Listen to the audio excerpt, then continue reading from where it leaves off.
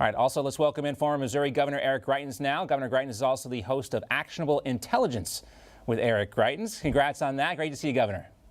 Hey, John. Thanhanks for having me. Great to be with you, man. All right, so for a Missouri guy, I wanted just to talk about Rush Limbaugh, where he got his start working with the Royals in baseball. But talk to us about your memories of Rush Limbaugh. I always talk about Georgia, my roots there, but this Missouri connection, let's focus on that.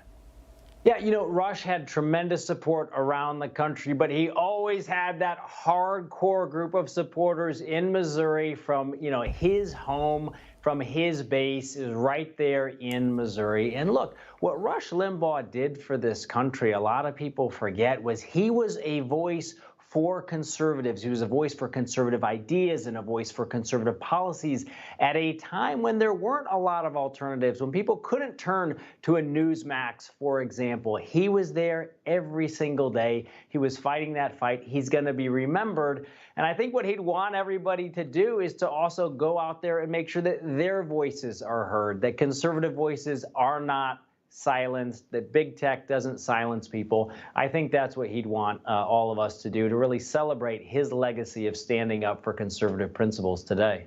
Well, we will continue to do that, not just today, but for a long time in the future. Yes. Let's also talk, too, about President Biden finally speaking with Israeli Prime Minister Benjamin Netanyahu last night. The two leaders discussing the threat of Iran and how they can work together to combat the coronavirus pandemic.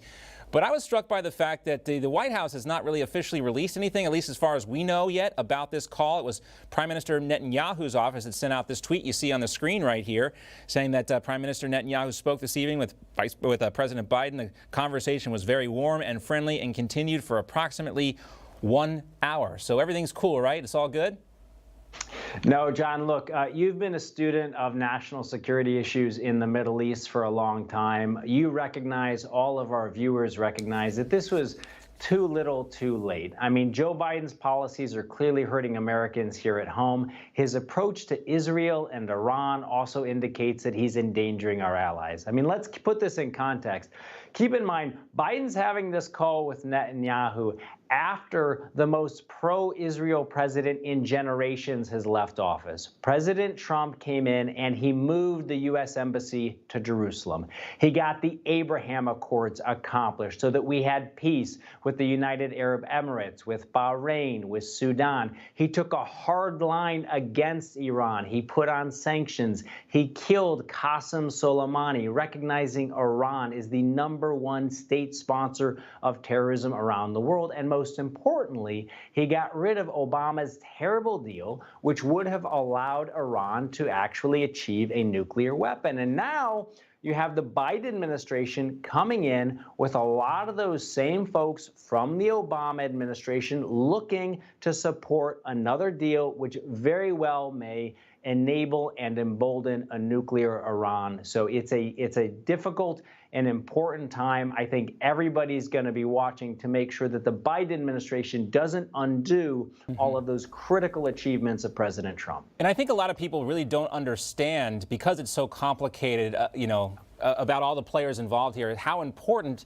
Saudi Arabia is in this conversation. Yes. We don't know if the White House has reached out to Saudi Arabia. We also saw Jen Psaki kind of snipe back real quick, saying that the president's counterpart is King Salman, not the crown prince, Mohammed bin Salman, his son, even though he's really the one calling the shots right now and was instrumental in this whole thing. We heard also the possibility, the prospect potentially, even though it might seem a little far-fetched, that Saudi Arabia might also normalize relations with Israel in some way. Morocco, UAE, and that's obviously not going to happen now when you have the White House press secretary kind of dismissing MBS, the guy calling the shots.